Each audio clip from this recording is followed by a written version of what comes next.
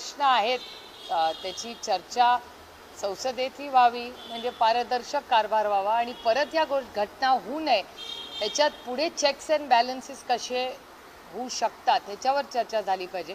आणि एकच चिंताजनक गोष्ट मला आता वाटते की जो डेटा 3 का 4 महिन्यातच डिस्ट्रॉय होणार आहे. या आजकालच्या जगात जिथे एवढे डेटा सेंटर्स आहेत, प्लस क्लाउड सारखी यंत्रणा आहे, AI चं एवढं मोठं आज तंत्रज्ञानात एवढे क्रांती होते आहे, त्याच्यामुळे डेटा स्टोअर करायला काय फार अडचण नाही आता. विधानसभा निवडणुका झाल्या होत्या त्यावेळेला आपल्या पक्षाच्या वतीने सुद्धा अनेकांनी आक्षेप घेतलेले होते. अनेकांनी स्थानिक पातळीवर निवडणूक आयोगाला पत्र पाठवून त्यांच्या विधानसभा क्षेत्रात माहिती मागवलेली होती. आपल्या वतीनं या प्रकरणामध्ये काय कोर्टामध्ये जाण्याची भूमिका आहे, निवडणूक आयोगाकडे जाण्याची भूमिका आहे, नेमकी काय भूमिका? एकतर आमच्या कोर्टात खूप केसेस चाललेल्या आहेत. म्हणजे एकतर आमची पक्षाची केस चालली आहे, सिंबलची केस चालली आहे, त्याच्यानंतर बारामती लोकसभा मतदारसंघामध्ये वेल्ह्यामध्ये जे पैसे सापडले ती केस चाललेली आहे. त्याच्यानंतर आमचे अनेक कॅन्डिडेट्स आहेत ज्यांना असं वाटतं की त्यांच्यावर अन्याय झाला आणि डेटा ड्रिव्हन आहे, हा फक्त खोटा आरोप नाही आहे. अशा बऱ्याच केसेस आमच्या कोर्टात आता आहेत.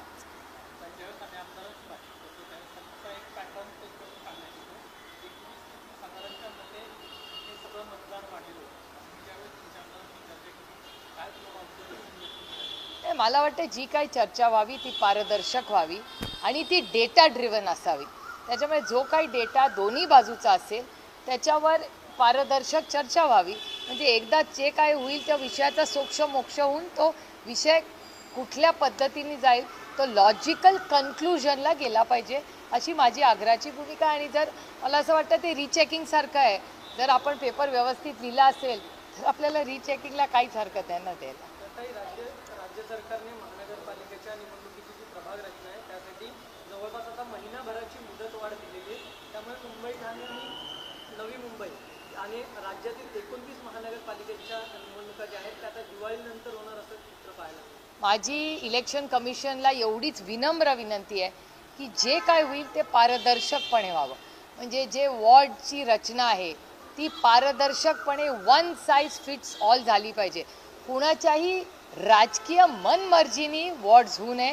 हे इलेक्शन आहे, हे पारदर्शकपणे संविधानाच्या नियम कायद्याप्रमाणे, कारण का हा देश कुठल्याही व्यक्तीच्या मनमर्जीनी चालता कामा नये, तो पारदर्शकपणे संविधानानेच चालला पाहिजे.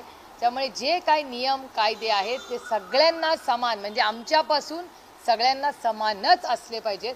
आणि जी काही वॉर्ड रचना असेल त्याचा एक स्टँडर्डाइज फॉर्म्युला असला पाहिजे आणि त्याच फॉर्म्युलानी संपूर्ण राज्यात पारदर्शकपणे त्या झाल्या पाहिजे.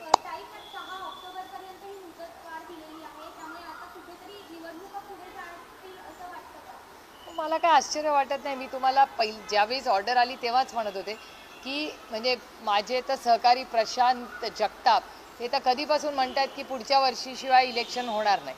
त्यामुळे मला काय आश्चर्य ह्याच्यात वाटत नाही. तुम्ही आमच्या दरवेळी 6 महिन्याच्या प्रेस कॉन्फरन्सेस काढून बघा.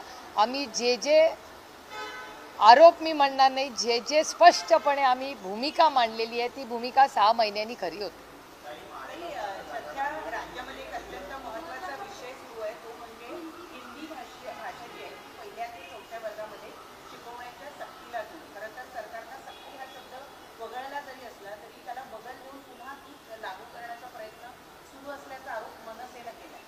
मला असं वाटतं आज कॅबिनेट आहे.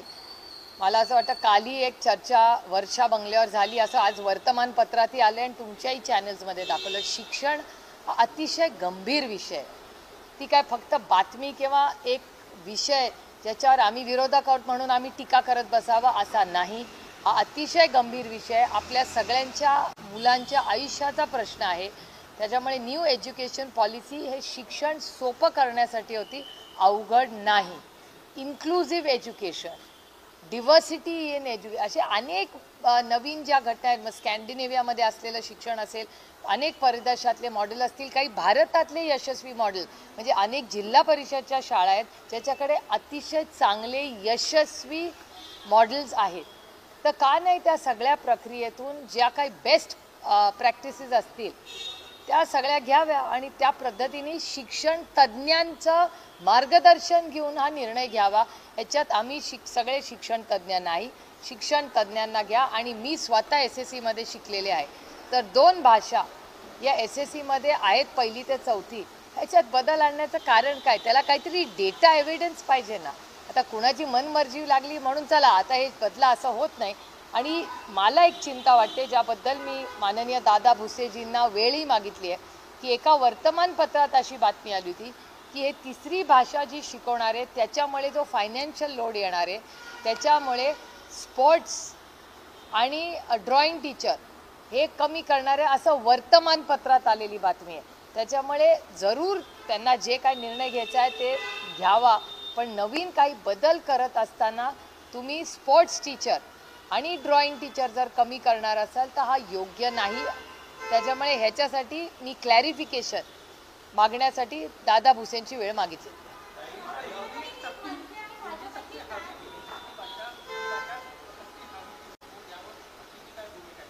आदरणीय पवारसाहेब परवा ऑलरेडी त्याच्यावर बोललेले आहेत. त्याच्यामुळे माझं म्हणणं आहे, कशाची अशा पद्धतीची सक्ती करणं अयोग्य आहे. पालक ठरवतील त्यांच्या मुलांना कशी सक्ती द्यायची, सरकार नाही ठरवणार कशाची सक्ती करायची.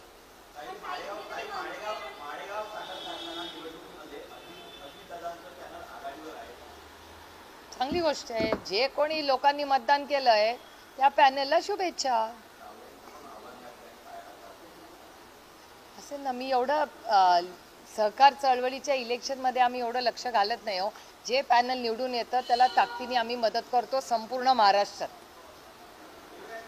या प्रकरणामध्ये सरकार म्हणजे हिंदी भाषेच्या सक्तीच्या प्रकरणामध्ये सरकार एक पाऊल मागे गेल्यासारखं वाटतंय का? कारण काल जी बैठक झाली त्या बैठकीमध्ये आत्ता शासन म्हणतंय की आम्ही ज्या ज्या लोकांचा विरोध आहे त्या सगळ्यांची चर्चा करू आणि त्यानंतरच अंतिम निर्णय करू.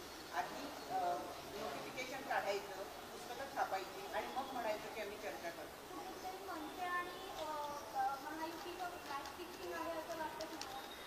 ना, मी शिक्षणाला खूप सिरियसली घेते. त्याच्यात राजकारण पक्ष ह्याची मतांपेक्षा तज्ज्ञांची काय मतं आहेत, कारण का ह्या मुलांच्या आयुष्याचा प्रश्न आहे. तो काय कुणाच्या तरी इलेक्शनमध्ये मी अडकत नाही. आणि माझं स्वतःचं मत आहे, सरकार कुणाचंही असू दे, काही विषय आहेत ज्याच्यात राजकारण आणू नये आणि तज्ज्ञांनी त्याच्यात त्यांचं मार्गदर्शन कुठल्याही सरकारने घ्यावं.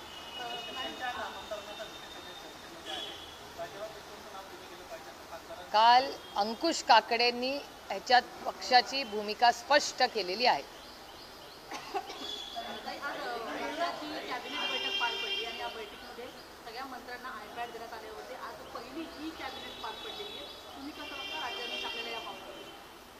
I don't have a view. कशी आता कॅबिनेट घ्यायची तो माननीय मुख्यमंत्र्यांचा प्रश्न आहे. माझा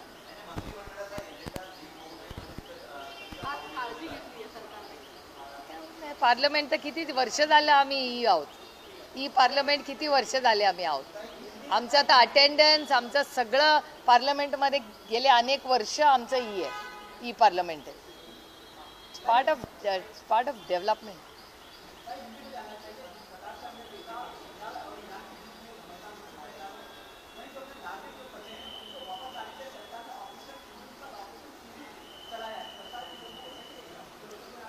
बहुत दुनिया में आज जो हो रहा है बहुत चिंता की बात है.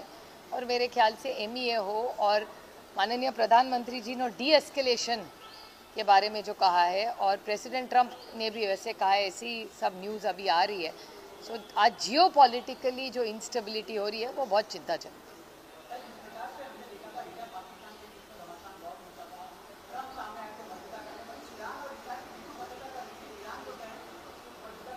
सबकी एक ही भावना है, डी-एस्केलेट. सब जगह से डी-एस्केलेशन का ही सबका सुझाव आ रहा है.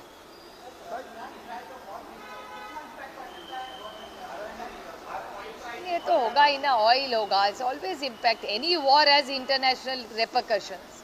वो तो होता ही है ना, इट इज ऑब्वियस.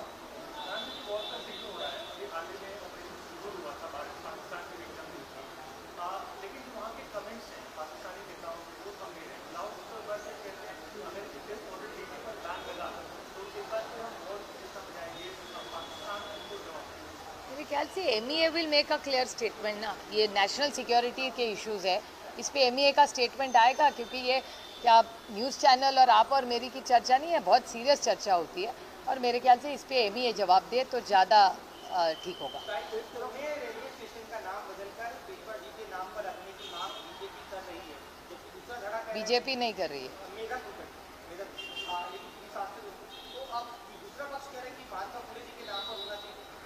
अंकुश काकड़े जी ने एनसीपी एसपी का ऑफिशियल स्टेटमेंट कर दिया, कल ही कर दिया। और जिस तरीके से राहुल गांधी ने ट्वीट करके फडणवीस को लेकर तारीफ किया कि उनके कॉन्स्टिट्यूंसी में जिस तरीके का वोटर लिस्ट का जो बढ़ रहा था, कैसे देखते हैं आप? मेरे ख्याल से इसका जवाब इलेक्शन कमीशन ने देना चाहिए। इलेक्शन कमीशन क्या कहती है देखते हैं, लेट्स वेट।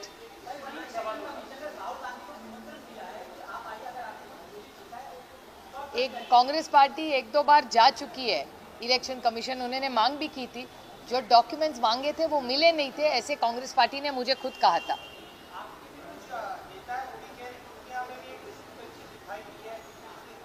हमने सारे इश्यूज रेज किए हुए हैं, हम रिप्लाई की मांग कर रहे हैं, अभी रिप्लाई आया नहीं हमें,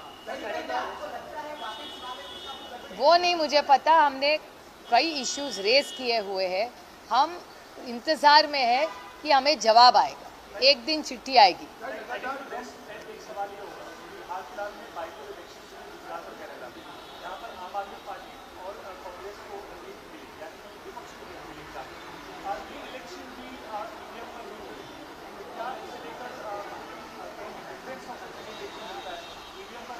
नहीं, मेरे ख्याल से एनालाइज करना चाहिए अगर कि वोट कितने बड़े कम हुए, इसका सबका एनालिसिस करना पड़ेगा।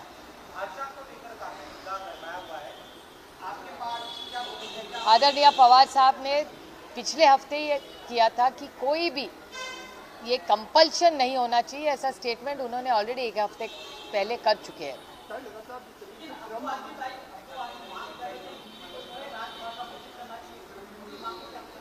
मुझे नहीं पता, मैंने पढ़ा नहीं पेपर में, तो मैं नहीं जानती। ट्रम्प लगातार ट्वीट करके बता रहे हैं कि सीज फायर हो गया है ईरान और इजराइल के बीच, लेकिन लगातार मिसाइल दागे जा रहे हैं ईरान की तरफ से। मेरे ख्याल से ये एमईए के इश्यूज है, बड़े सेंसिटिव है, नेशनल सिक्योरिटी के इश्यूज है, एमईए इस पे विस्तार पे स्टेटमेंट करेगी।